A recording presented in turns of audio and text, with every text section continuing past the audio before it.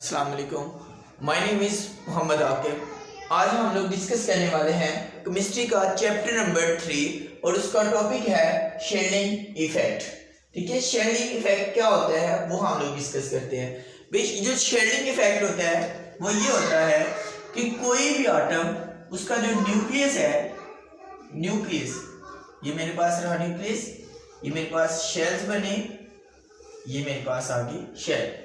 Nucleus और ये जो शेल हैं यहाँ पे ये इलेक्ट्रॉन्स होते हैं। ठीक है, इसमें भी इलेक्ट्रॉन्स होते हैं, इसमें भी इलेक्ट्रॉन होते हैं। ठीक है, दूसरे सेकंड जो शेल होता है उसमें 8 इलेक्ट्रॉन्स हैं और ये फॉर एग्जांपल मेरे पास एक इलेक्ट्रॉन यहाँ पे मौजूद है। ठीक है, शेलिंग इफेक्ट क्या होता है भाई? शेलिंग इफेक्ट होता है न्यूक्लियस और आउटर मोस्ट शेल में मौजूद जो इलेक्ट्रॉन्स हैं, न्यूक्लियस और आउटर मोस्ट शेल में मौजूद इलेक्ट्रॉन्स के दरमियान फोर्सेस ऑफ अट्रैक्शन को कोई भी इनर शेल में मौजूद जो इलेक्ट्रॉन्स हैं इन दोनों की दरमियान जो फोर्सेस ऑफ अट्रैक्शन है उनको कम कर रहा हो, कमजोर कर रहा हो, तो उस चीज को हम लोग कहते हैं ये क्या है? Shelling effect. ठीक है, मिसाल के तौर पर मैंने यहाँ पे बनाया स्केच, चलिए मैं दोबारा से बना देता हूँ। मेरे पास ये न्यूक्लियस था, ये पहला शेल था, इसमें 2 इलेक्ट्रॉन थे। ये दूसरा शेल है, इसमें 8 इलेक्ट्रॉन है, ये रहे 8 इलेक्ट्रॉन। ये तीसरा शेल है, इसमें 1 इलेक्ट्रॉन है। ठीक है, मैंने ये सोडियम का स्केच बना दिया, इसका एटॉमिक नंबर होता है 11। ये देखिए 11 इलेक्ट्रॉन है। तो ये बात ये कर रहा हूँ कि जो न्यूक्लियस है और ये जो आउटर मोस्ट शेल में मौजूद जो इलेक्ट्रॉन है, देखिए इन दोनों की जो फोर्स ऑफ अट्रैक्शन है, इन दोनों के दरमियान जो कुव्वत है, जो ताकत है, जो एक दूसरे को अट्रैक्ट कर रहे हैं, जो इनके दरमियान फोर्स ऑफ अट्रैक्शन है, उनको ये इनर शेल्स में मौजूद जो इलेक्ट्रॉन्स हैं उनको कमजोर कर रहे हैं। ठीक है, इनके दरमियान फोर्स ऑफ अट्रैक्शन को वीक कर रहे हैं, कमजोर कर रहे हैं, इनकी अट्रैक्शन को कम कर रहे हैं। तो ये जो हमारे पास प्रोसेस है इसको हम लोग कहते हैं ये क्या है? हमारे पास शेल्डिंग इफेक्ट। अब हम लोग दूसरी बात करते हैं यहाँ पे मॉइस्चर न्यूक्लियर चार्ज, या हम लोग उसे कहते हैं इफेक्टिव न्यूक्लियर चार्ज या Z effect. Effective nuclear charge या जेड इफेक्ट क्या होता है भाई? यही सेम चीज है, सिर्फ डिफरेंस ये होता है कि ये जो इलेक्ट्रॉन है, मिसाल के तौर पर मेरे पास ये इलेक्ट्रॉन था, ये इन दोनों के दरमियान आ रहा था, न्यूक्लियस और आउटर मोस्ट शेल में मौजूद जो इलेक्ट्रॉन था, इनके दरमियान ये वाला इलेक्ट्रॉन आ रहा था। ठीक है, अब ये इलेक्ट्रॉन इन दोनों की फोर्स ऑफ अट्रैक्शन को कम कर रहा है, तो ये वाला इलेक्ट्रॉन जो इनकी फोर्स ऑफ अट्रैक्शन को कम करने वाला है, इस चीज को हम लोग कहते हैं ये हमारे पास है इफेक्टिव न्यूक्लियर चार्ज या जेड इफेक्ट हम लोग इसे कहते हैं। अब हम लोग बात करते हैं जी इसका शेलिंग इफेक्ट का ट्रेंड की तरफ चलते हैं कि शेलिंग इफेक्ट पीरियड के अंदर बढ़ता है या कम होता है, और ग्रुप के अंदर शेलिंग इफेक्ट बढ़ता है या कम होता है। अगर ये बढ़ता है तो ऐसा क्यों है, क्या वजह है, हम लोग इसको डिस्कस करते हैं जी। तो अब हम लोग देखते हैं कि पीरियड्स के अंदर शेलिंग इफेक्ट बढ़ता है या कम होता है। देखिए लेट किया मेरे पास एक आटम है, इसका साइज बहुत बड़ा है। ठीक है, हमने पढ़ा हुआ है कि जो हमारे पास पीरियड्स के अंदर जो ट्रेंड होता है लेफ्ट टू राइट हम लोग जब चलते हैं तो हमारे पास आटम का साइज क्या होता है जाता है? छोटा होता जाता है। ठीक है, आप देखिए आटम का साइज छोटा होता जा रहा है तो जाहिर सी बात हमारे पास जो न्यूक्लियस है और जो आउटर मोस्ट शेल में जो मौजूद फोर्सेस ऑफ अट्रैक्शन है वो बढ़ती जा रही है। ये चेक कीजिए, ये बढ़ती जा रही है, ये एक दूसरे के करीब होते जा रहे हैं। ठीक है, ये कैसे करीब होते हैं ये हमने फर्स्ट टॉपिक में डिस्कस किया था कि हमारे पास ये क्यों एक दूसरे के करीब आते जाते हैं, क्योंकि हमने पढ़ा था कि नंबर ऑफ प्रोटॉन्स वो भी बढ़ते हैं और नंबर ऑफ इलेक्ट्रॉन्स भी बढ़ते जाते हैं। ठीक है, पीरियड्स के अंदर जब हम लोग चलते हैं तो नंबर ऑफ प्रोटॉन भी इंक्रीज होते जाते हैं, नंबर ऑफ इलेक्ट्रॉन भी इंक्रीज होते जाते हैं। ठीक है, क्योंकि हमने कहा था कि हमारे पास number of proton is equal to the number of electrons, ये एक दूसरे के बराबर होते हैं। अब जैसे जैसे हम लोग आगे की तरफ चलते जाते हैं पीरियड्स के अंदर, तो पहले एटम को मैं अगर देखूं तो मेरे पास ये जो आउटर मोस्ट शेल में जो इलेक्ट्रॉन था, मैंने यहाँ पे ये शेल्स नहीं बनाए, ये देखें बना दी मैंने। अब देखें ये जो न्यूक्लियस है, जो आउटर मोस्ट शेल में मौजूद जो इलेक्ट्रॉन्स हैं, इनके दरमियान यहाँ पे अभी फोर्स बहुत ज्यादा कम है।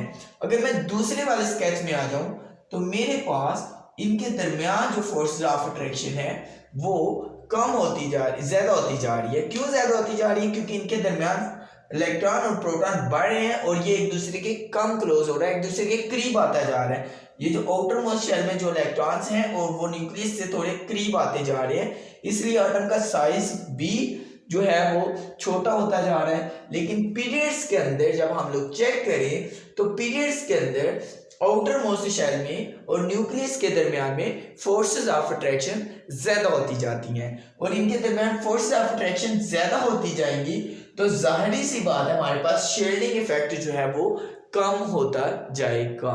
ठीक है, शील्डिंग इफेक्ट फिर पीरियड के अंदर क्या होता है? कम होता है। अब हम लोग डिस्कस करते हैं कि ग्रुप के अंदर जो है वो शील्डिंग इफेक्ट बढ़ता है या कम होता है।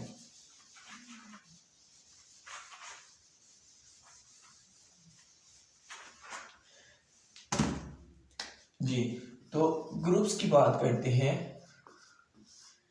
ग्रुप के अंदर जो है वो शील्डिंग इफेक्ट जो है वो बढ़ता जाता है, शील्डिंग इफेक्ट बढ़ता है ग्रुप के अंदर। क्यों ग्रुप के अंदर बढ़ता है वो रीजन देखते हैं। भी देखिए, जब हम लोग, मेरे पास फॉर एग्जांपल ये पहला पीरियड है, ये दूसरा है, ये तीसरा है, ये 4 नंबर है और ये 5 नंबर पे मेरे पास आते हैं।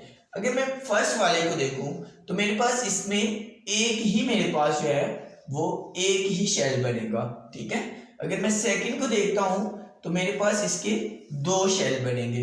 अगर मैं 3 को देखता हूं तो मेरे पास 3 शेल बनते हैं। अगर मैं 4 को देखता हूं तो मेरे पास 4 जो है वो शेल्स बनते हैं।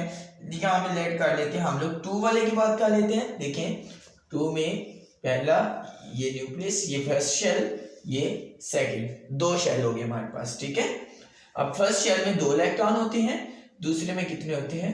6 होते हैं। चलिए, मैंने फर्स्ट किया, मेरे पास यहाँ पे 1 इलेक्ट्रॉन है इसके अंदर। ठीक है, अगर मैं 4 वाले को लेके जाऊं तो 4 वाले का स्केच देखो, ये मेरे पास न्यूक्लियस है, ये फर्स्ट शेल है, इसमें 2 इलेक्ट्रॉन आ गए, ये दूसरा शेल है, ये तीसरा शेल है और ये 4 शेल है।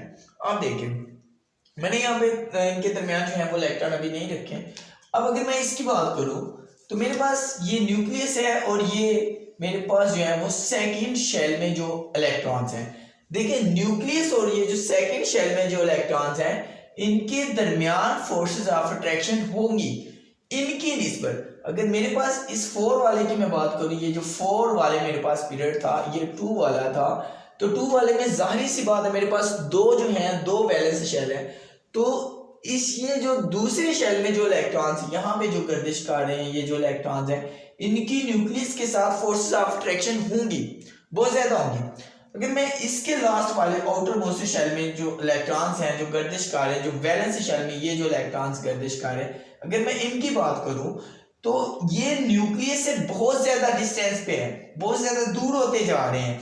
और जैसे जैसे कोई इलेक्ट्रॉन जो है वो न्यूक्लियस से दूर होता जाएगा, उनके शेल्स जो हैं वो ज्यादा होते जाएंगे, ये इलेक्ट्रॉन्स दूर होते जाएंगे, तो इनके दरमियान फोर्सेस ऑफ अट्रैक्शन वीक होती जाएंगी, कम होती जाएंगी। अब इनके दरमियान फोर्सेस ऑफ अट्रैक्शन जो है वो कम होती जा रही है, तो जाहिर सी बात है ये जो इलेक्ट्रॉन्स हैं, ये जो इनर शेल्स में जो इलेक्ट्रॉन्स गर्दिश कर रहे हैं, ये जो इनर शेल्स में जो इलेक्ट्रॉन्स गर्दिश कर रहे हैं, ये इनकी फोर्सेस ऑफ अट्रैक्शन को कम कर रहे हैं। आउटर मोस्ट शेल में जो इलेक्ट्रॉन्स हैं इनकी, और जो न्यूक्लियस के अंदर जो फोर्सेस ऑफ अट्रैक्शन है इनको कम कर रहे हैं। तो ये जो इनर शेल के अंदर जो इलेक्ट्रॉन्स हैं, ये इनके ऊपर इनकी जो शील्डिंग इफेक्ट है, यानी कि जो हमने शील्डिंग इफेक्ट ये कहा था कि न्यूक्लियस और आउटर मोस्ट शेल में इनके दरमियान में कोई इलेक्ट्रॉन ऐसा आ जाए जो इनकी फोर्सेस ऑफ अट्रैक्शन को कम कर रहा हो, तो ये जो इनर शेल में जो इलेक्ट्रॉन्स हैं ये इनके फोर्सेस ऑफ अट्रैक्शन को कम कर रहे हैं।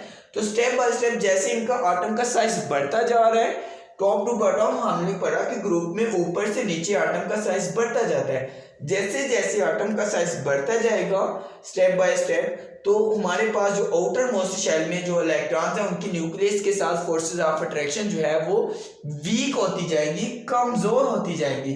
और जैसे जैसे इनके दरमियान फोर्स ऑफ अट्रैक्शन कमजोर होती जाएंगी, एटम का साइज बढ़ता जाएगा और जो हमारे पास शील्डिंग इफेक्ट है वो भी हमारे पास ज्यादा होता जाएगा, इंक्रीज होता जाएगा। यानी हम लोग कह सकते हैं कि जो शील्डिंग इफेक्ट है वो ग्रुप के अंदर जो है वो बढ़ता जाता है और पीरियड के अंदर शील्डिंग इफेक्ट जो है वो कम होता जाता है। ठीक है, अल्लाह हाफिज। नेक्स्ट मिलते हैं अगले लेक्चर में।